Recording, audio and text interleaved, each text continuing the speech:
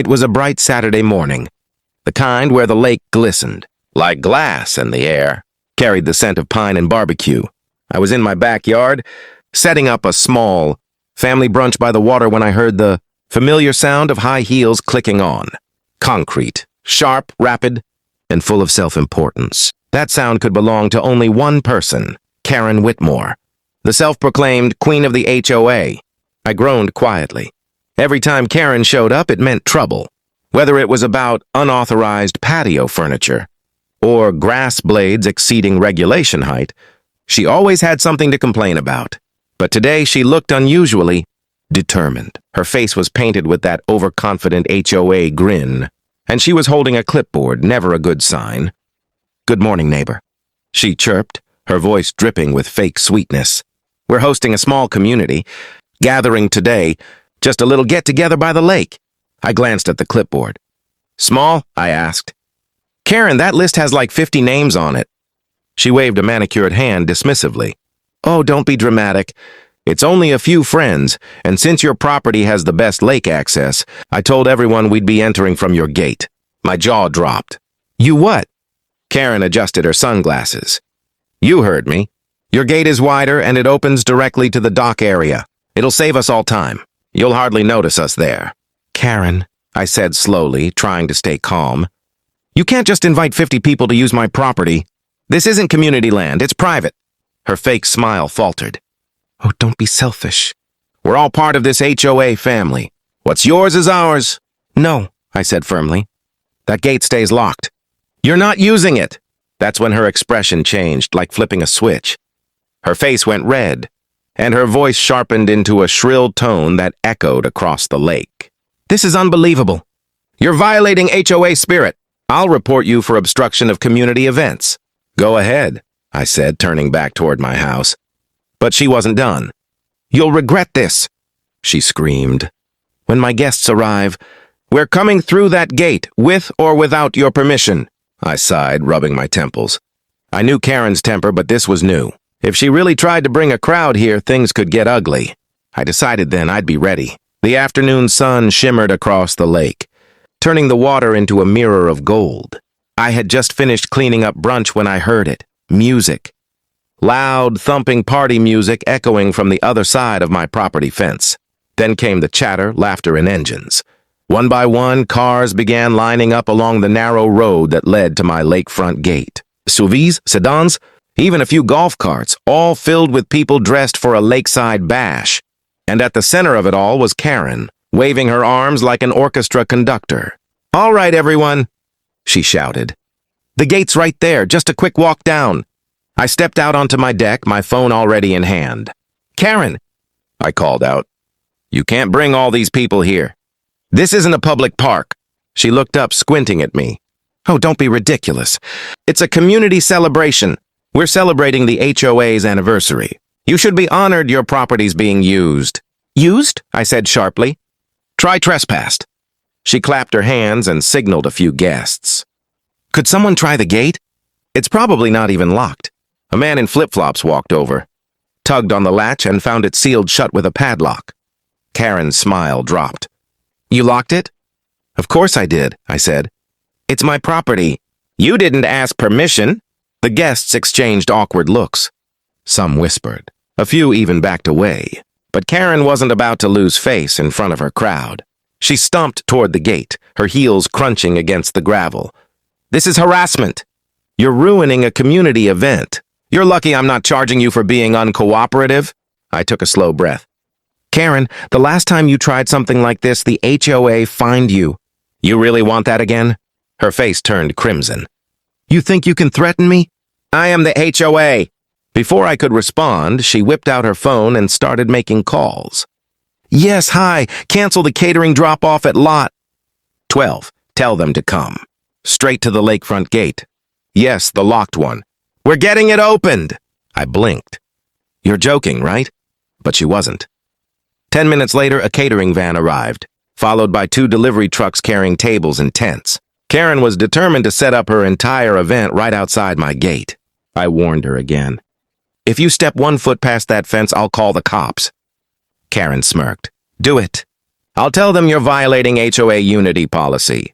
That was it. I walked back inside, grabbed my phone, and dialed. 911, what's your emergency? I took a breath. Hi, this is a homeowner at Lakeview Estates. My HOA president is trying to trespass with 50 guests onto private property. As I looked out the window, Karen stood in front of the locked gate, hands on her hips, jaw clenched, her party guests watching in uncomfortable silence. The sound of sirens would soon follow. By the time the police cruiser rolled up the narrow lane, Karen was in full meltdown mode.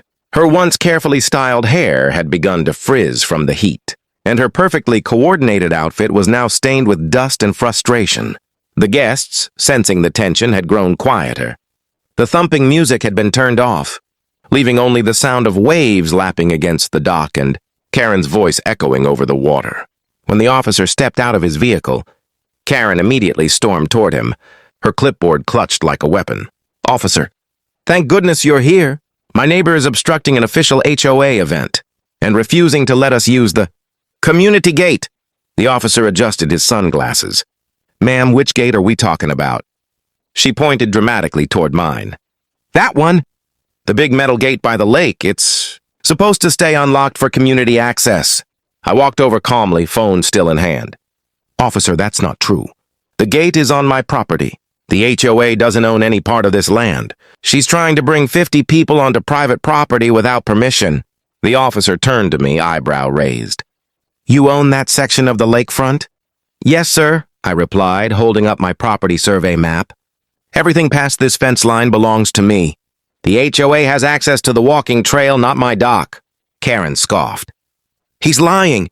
The HOA documents clearly state that lakefronts are shared amenities. I handed over a folder. You can check the deed records, officer. I had this fight with her last year when she tried to install community chairs on my lawn. The officer flipped through the pages, nodding slowly. Looks pretty clear to me, ma'am. This is his property.